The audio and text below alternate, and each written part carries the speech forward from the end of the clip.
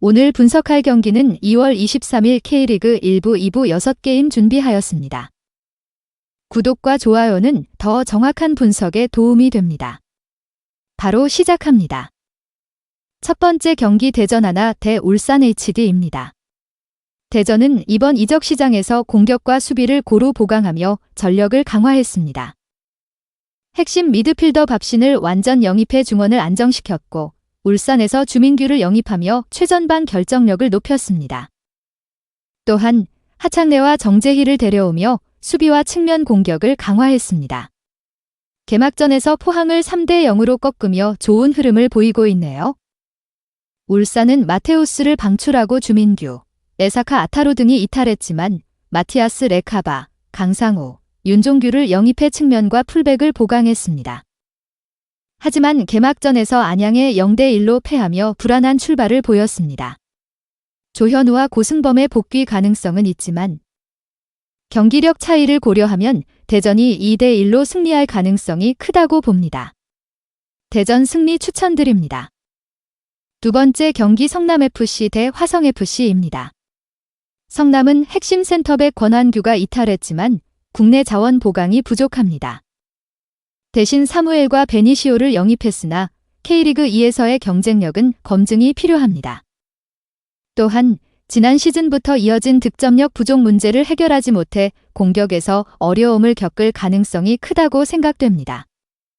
화성은 신생팀으로 차두리 감독이 부임해 주목받고 있으며 조직력 면에서 강점을 보일 수 있습니다.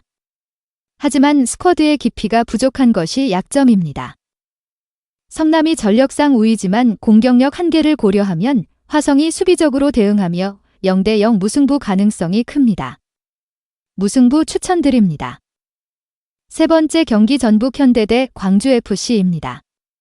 전북은 이번 시즌을 앞두고 거스 포옒 감독 부임으로 팀 색깔을 변화시키고 있습니다. 이탈리아 국가대표 출신 스트라이커 콤파뇨 영입으로 공격력이 한층 강화되었으며 골키퍼 송범근과 레프트백 최우진 영입으로 스쿼드 균형을 맞췄습니다. 전북은 빌드업 안정성과 조직력 향상을 보이며 새 감독 체제 아래 빠른 전술 완성도를 이루고 있습니다. 개막전에서 김천을 상대로 2대1 승리한 후 주중 포트전에서도 승리를 기록하며 좋은 흐름을 이어가고 있습니다. 반면 광주는 제주의 주전 스트라이커 헤이스를 영입해 공격력을 보강했으나 핵심 미드필더 정호연의 미네소타 이적으로 중원 균형이 위협받고 있습니다. 주력 선수들의 부상과 결장으로 스쿼드 뎁스가 얇아지면서 경기 후반 체력 부담이 커질 가능성이 있습니다. 이러한 상황에서 전북이 조직력과 전술 완성도를 바탕으로 경기를 주도하며 최종적으로 1대0 승리를 거둘 것으로 예상됩니다. 전북 추천드립니다.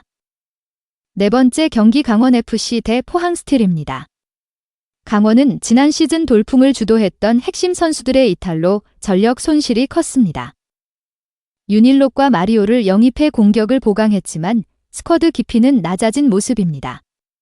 또한 윤정환 감독이 떠나면서 새로운 체제에 얼마나 빠르게 적응할지도 핵심입니다.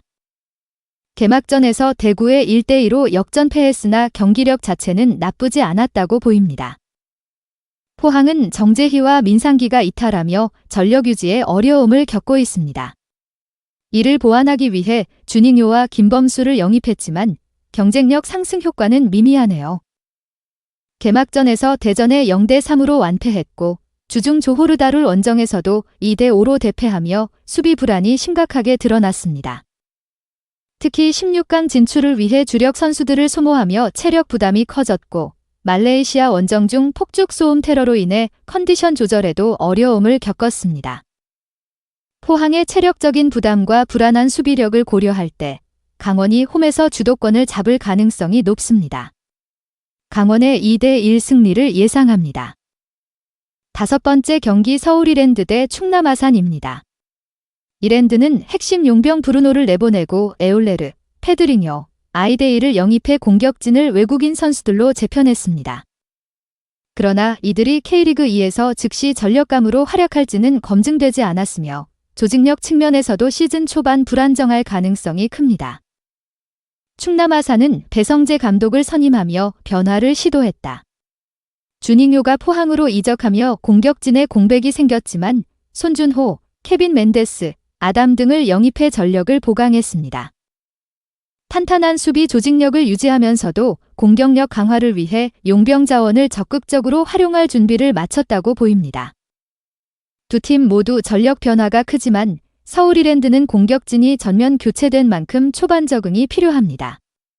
반면 충남 아산은 수비 조직력을 유지하며 보다 안정적인 경기 운영이 가능해 유리한 흐름을 가져갈 것으로 보입니다. 서울 이랜드의 1대2 패배를 예상하고 있습니다. 6번째 경기 부천FC 대 청주FC입니다. 부천은 이번 시즌을 앞두고 큰 전력 변화 없이 안정적인 스쿼드를 유지했습니다. 닐손이 떠났지만 몬타뇨와 갈레고를 영입하며 수비 보강을 진행했으며 여전히 국내 선수들의 비중이 높습니다. 탄탄한 수비 조직력이 강점이지만 지난 시즌과 마찬가지로 득점력 부족이 약점으로 작용할 가능성이 큽니다. 확실한 해결사가 없는 만큼 공격에서 답답한 흐름이 이어질 수 있습니다. 충북 청주는 전력 변화가 매우 크네요. 김명순이 인천으로 이적했고 기존 주축 선수들이 대거 이탈하면서 반데아 벌트, 마테오 징여, 페드로 등 외국인 선수들을 대거 영입했습니다.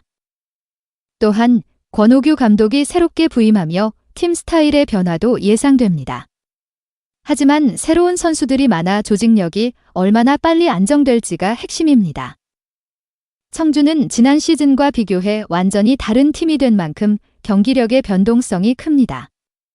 반면 부천은 상대적으로 전력면에서 앞서지만 여전히 득점력이 부족한 것이 문제입니다. 결국 부천이 주도권을 가져가겠지만 청주의 밀집 수비를 뚫어내지 못하며 0대0 무승부로 마무리될 가능성이 높습니다. 오늘 분석의 종합 정리는 충남, 강원, 전북, 대전 승, 나머지 무를 추천드립니다. 그 외 다른 픽은 저희 텔레방에서 매일매일 그날의 픽 올려드리고 있습니다. 오늘 준비한 영상은 여기까지입니다. 추가적인 분석을 원하신다면 구독과 좋아요, 알람 설정 부탁드립니다. 프로토를 좋아하시는데 적중률이 낮으신 분, 프로토가 처음이신 분, 분석에 어려움을 겪고 계신 분들이 계시다면 저희 정보 공유방에 입장하셔서 추가적인 정보만 쏙쏙 빼가셔도 됩니다. 더 좋은 스포츠픽을 원하신다면 이상한 유료 가입방에 불필요한 지출하지 마시고 유튜브나 픽 공유방에서 여러 가지 픽들 참조하신 뒤에 조합하시는 것을 추천드립니다. 오늘도 영상을 시청해 주셔서 감사드리고 행운, 행복 가득한 하루 되시길 기원합니다.